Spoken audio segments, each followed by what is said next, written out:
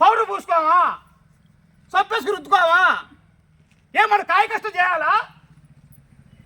మరి ఏ రకంగానే మరి నలిగిపోతుండాలా? 5 ఏళ్ళకి ఒకసారి ఓట్లకు వచ్చేటప్పుడు మనకి షేర్లు ఇవ్వాలి, మనకి ముందు ఇవ్వాలి, మనకేమో బిర్యానీ ప్యాకెట్లు ఇవ్వాలా? వాటికేమో రాసిపెట్టావా? నేను గట్టిగా మాట్లాడినా పెద్దగా తప్పు మాట క్షమించండి, కానీ మేము మాట్లాడేది మాత్రం ఈ కొబ్బరి చెట్లు మనకే కావాలి. ఏదైతే కొబ్బరి చెట్లు ఇవి మనకే కావాలి. కేసులు పెడతారా? పెట్టుకోండి. నా మీద ఇప్పుడు 64 కేసులు ఉన్నాయి. 65 కేసులు తాండపల్లి కేసు అయింది. మీరు ఆ రకంగా సిద్ధపడండి. మీ అండగా ఎర్రజెండా ఉంది. మీకేదో సమస్య ఉంటే ఆ సమస్యకి మీరు చేయాల్సింది ఏంటంటే ఐక్యంగా ఉండాలి. నేను చెప్పేది ఈ మాటే. ఈ 5 ఏళ్లలో 1 ఏళ్ళు ఉచ్చకి, 2 ఏళ్ళు దొడ్డుకి, 1 ఏళ్ళు తాగుడికి అని చెప్పండి కాదు. ఈ 5 ఏళ్ళు కలిస్తేనే మనకి ఒక గుర్తు, ఒక సింహం, ఒక హక్కు, మన ఐక్యత. కాబట్టి అందరూ ఐక్యంగా ఉండి మీకైతే న్యాయమైన సమస్యలు అయితే ఉన్నాయో ఆ సమస్యల పరిష్కారం కోసం మీరు ఏ రాజకీయ పార్టీ మాకు ముఖ్యం కాదు. మీరంతా ఎస్సీ, ఎస్టీ, బీసీ, మైనార్టీ పేదలు. మీరు ఏం భూములు ఉన్న వాళ్ళ, ఏం ఆస్తులు ఉన్న వాళ్ళ, ఏం బిల్డింగ్లు ఉన్న వాళ్ళ? మనకు భూములు ఆస్తులు ఉంటే మనకు రోడ్లు వస్తారు కదా, బిల్డింగులు ఆస్తులు ఉంటే మనకి డ్రైనేజ్ కలలు కడతారు కదా.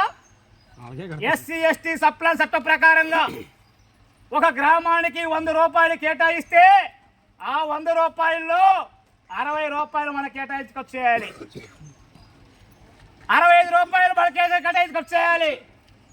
మనకేమో 15 రూపాయలు కేటాయిస్తున్నారు, 85 రూపాయలు మాత్రం వాళ్ళు ఖర్చు చేసుకుంటా ఉన్నారు.